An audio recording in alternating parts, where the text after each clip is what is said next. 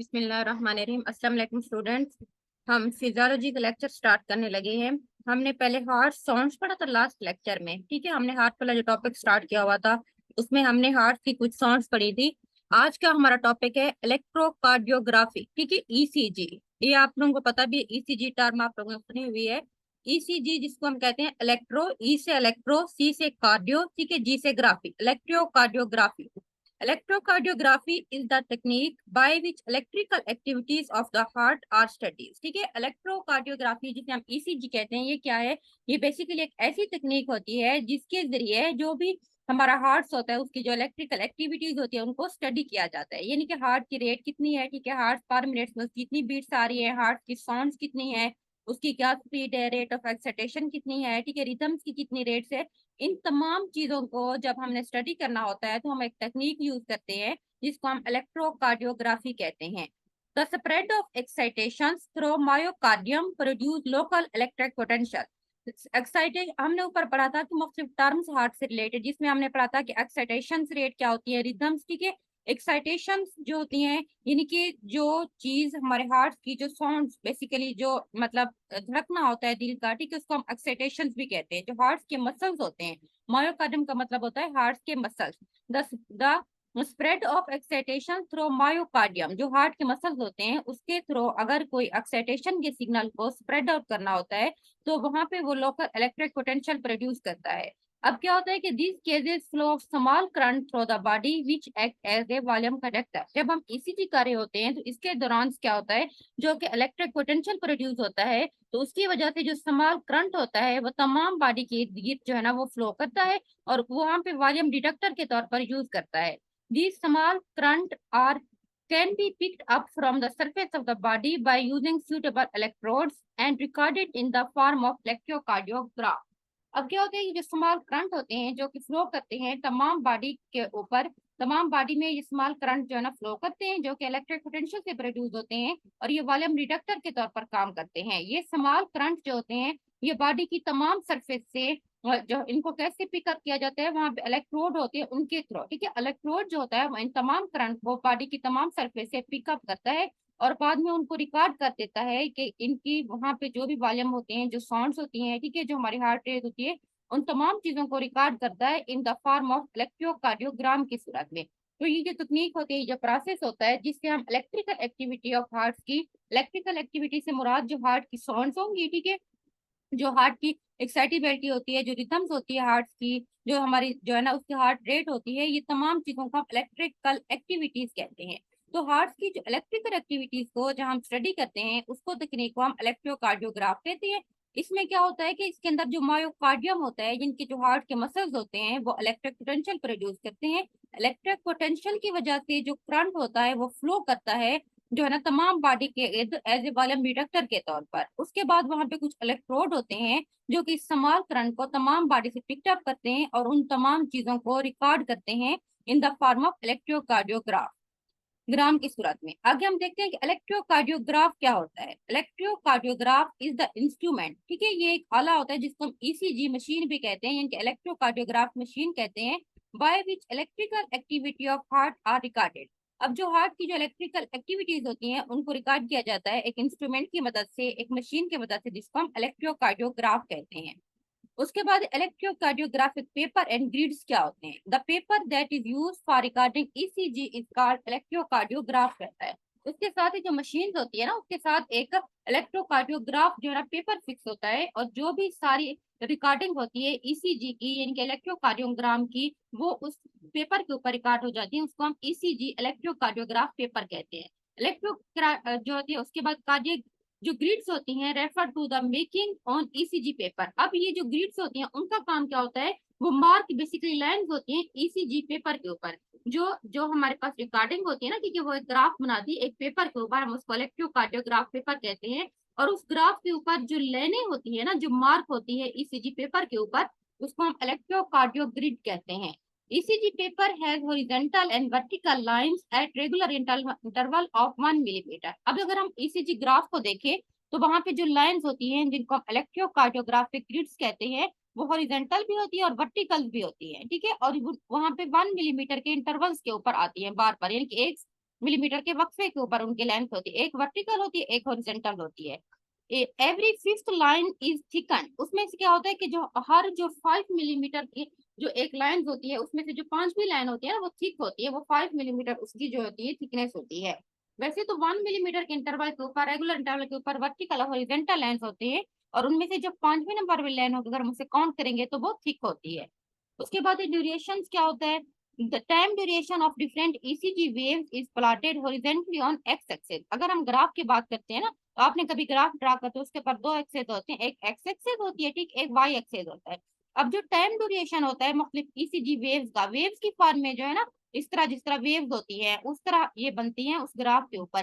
तो ये वेव्स जो होती हैं इनको हॉरिजॉन्टली तौर पर एक्स एक्सिस के ऊपर प्लॉट किया जाता है, ठीक है। और एक्स एक्सिस के ऊपर क्या होता है, 1 मिलीमीटर की एक जो हमारे पास लाइन होती है वो 0.04 सेकेंड में, ठीक है, 0.04 सेकेंड में टाइम जो वहां पे हम नोट करते हैं वो 0.04 सेकेंड के ऊपर हम उसको नोट करते हैं, और वो 1 मिलीमीटर एक लाइन होती है। उसके बाद जो दूसरी लाइन भी 1 मिलीमीटर होगी, 0.08 के ऊपर होगी, ठीक है। उसके बाद 0.012 के ऊपर, 0.015 के ऊपर।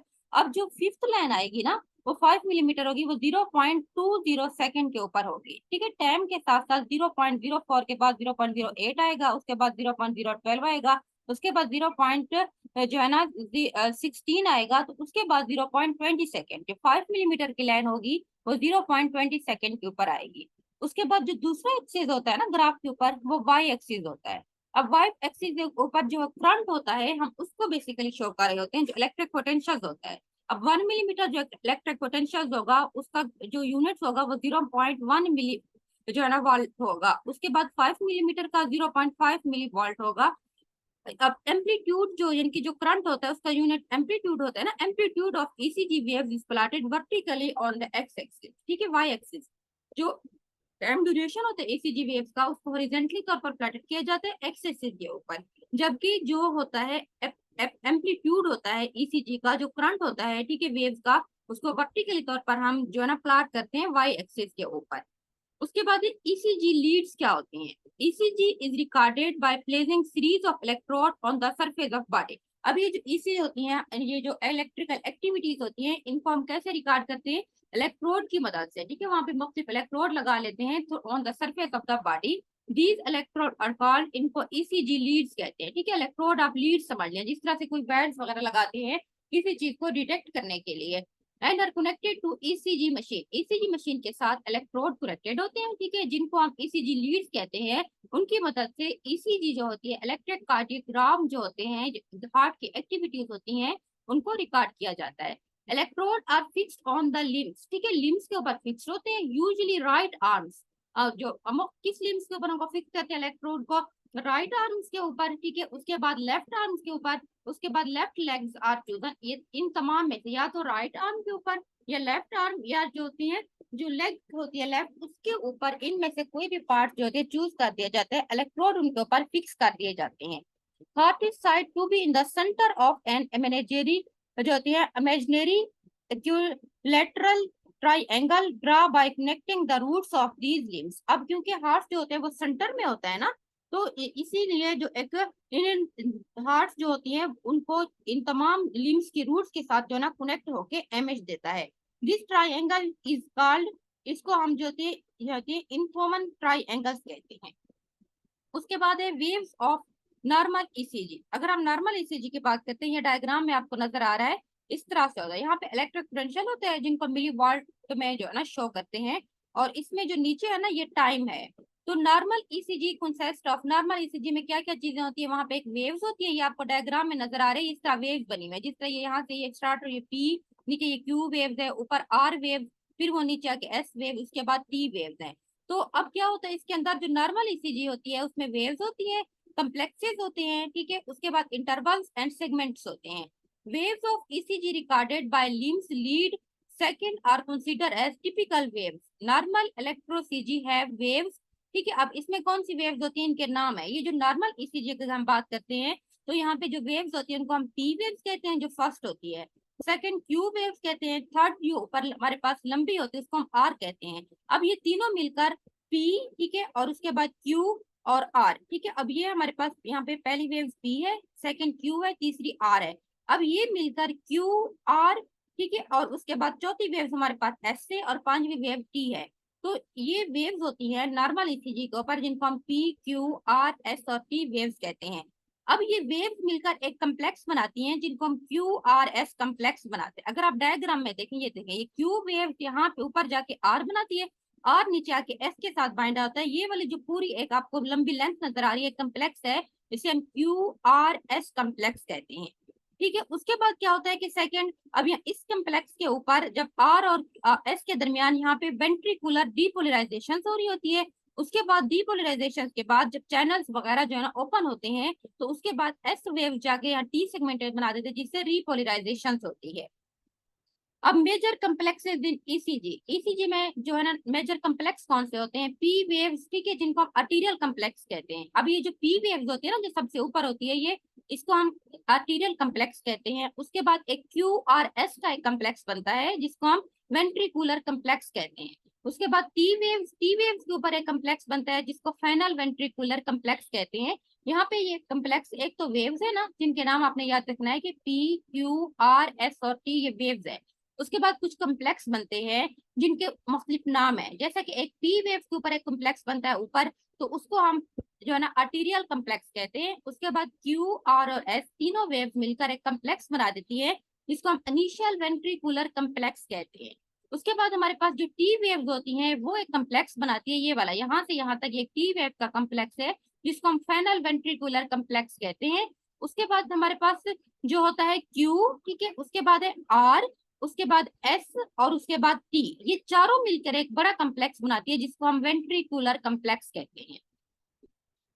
उसके बाद है पी वेव्स क्या होती हैं। अगर हम इनकी अलग अलग बात करते हैं कि P waves is a positive waves, ठीक है, नाम से शो इसको हम पॉजिटिव वेव कहते हैं। और ईसीजी में ये फर्स्ट वेव होती है। जो पी वेव्स होती है वो पॉजिटिव होती है, और ईसीजी में फर्स्ट वेव्स होती है। इसको हम अर्टीरियल कम्प्लेक्स कहते हैं, जब अर्टीरियल आके इसके साथ कॉन्टेक्ट करता है, ठीक है, जब हार्ट का अर्टीरियल जो होता है, अर्टीरियल जो पार्ट्स होता है, वो आके जब इस वेव के साथ एक कॉन्टेक्ट करता है, तो एक कम्प्लेक्स बन जाती है, जिसको हम अर्टीरियल कम्प्लेक्स कहते हैं। सेकंड हमारे पास है Q R S complex.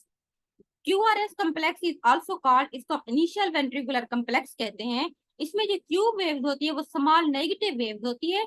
It is continue as a tail R wave, ठीक है, ये आगे जाके टेल में आर वेव के साथ होती है, जो पॉजिटिव वेव होती है। R wave is follow small negative wave, S wave when ventricular contact. उसके बाद जब इनके साथ वेंट्रिकुलर कॉन्टैक्ट हो जाता है, तो आगे एक और नेगेटिव वेव होती है, एस वेव के साथ कॉन्टैक्ट होती है, तो क्यू आर और एस एक कम्प्लेक्स बन जाता है। ठीक है, क्यू जो वेव्स होती है वो नेगेटिव वेव्स होती है, वो आके आर वेव के साथ कांटेक्ट करती है, जिसको पॉजिटिव वेव कहते हैं। और दोनों मिलकर एक और वेव्स होती है, जिसको हम एस वेव्स कहते हैं, उसके साथ मिलकर एक कम्प्लेक्स बनती है, जिसको हम क्यू आर एस कम्प्लेक्स कहते हैं।